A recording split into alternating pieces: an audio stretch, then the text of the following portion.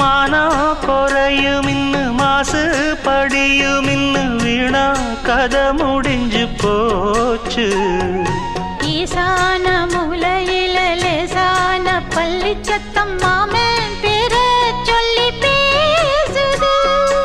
ஆறாத சோகந்தன்ன தீராம சேர்த்து வச்சு ஊரும் சேர்ந்து என்ன ஏசுது.